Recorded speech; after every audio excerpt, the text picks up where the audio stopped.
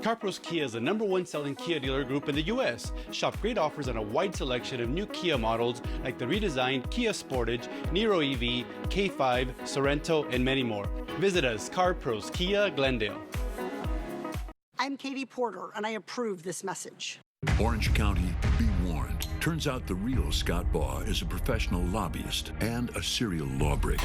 Scott Baugh faced more than 20 criminal charges, 4 of them felonies. Scott Baugh fined nearly $50,000 for breaking campaign finance laws, investigated for credit card fraud, even charged with perjury. That's the real Scott Baugh, a lobbyist lawbreaker in politics for himself, not for you. Real Housewife of Beverly Hills Sutton Stratt talks about Season 12, plus fun Halloween food and decor ideas from our lifestyle expert Brandy Malloy. Tomorrow.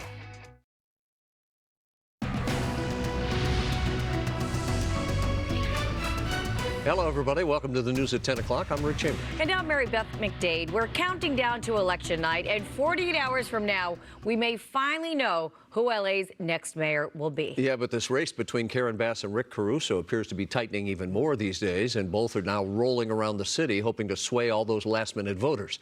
Rachel Menitoff is live for us at LA County Election Headquarters in Norwalk. She's got the latest on the race. Rachel.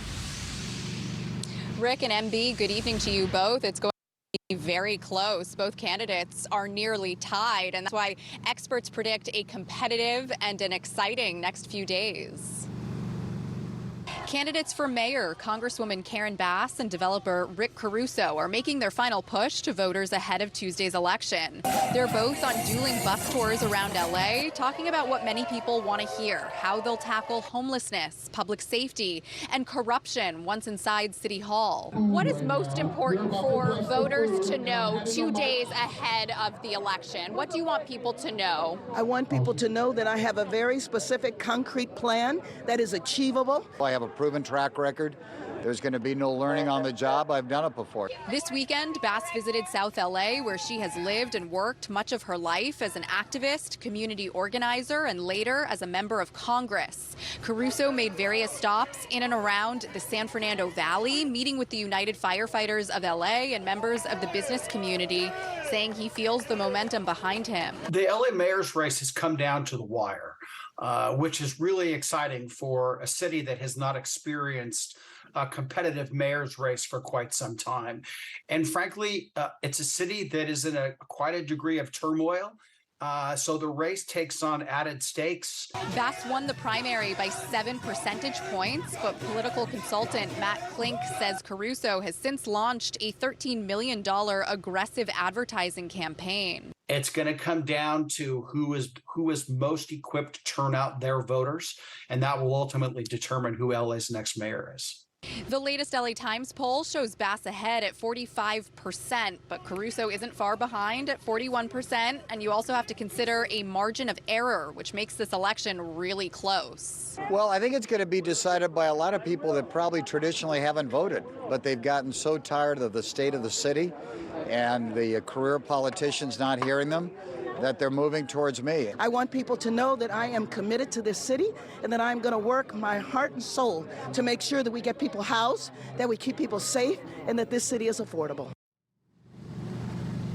And between now and Tuesday, both candidates say they will be talking and texting with voters, letting them know the various ways that they can vote, both in person and also by mail. Just as long as your ballot is postmarked by November 8th, your vote will be counted. This also means, though, we might not have the results of the election right away. It could take days or weeks before we have a final tally. We're live in Norwalk tonight. I'm Rachel Menitoff, KTLA 5 News. Yeah, Rachel, should be interesting. We thank you for that. And with the midterms now less than 48 hours away and the close races here in the Southland, the governor, Gavin Newsom, is lending a hand to try and get some last-minute traction for his Democratic colleagues. The governor was in Costa Mesa earlier today campaigning for Representative Katie Porter there. Before that, Newsom was up in Stevenson Ranch helping former Assemblywoman Christy Smith with her election against Representative Mike Garcia. The governor is going to be in 5 different cities over the next 24 hours. We're going to have a full report on the governor's visit. That'll be coming up on the KTLA 5 News at 10:30. And then don't forget that KTLA is your local election headquarters. We're going to have more coverage coming up in our next half an hour. And we hope you join us election night, Tuesday, November 8th, for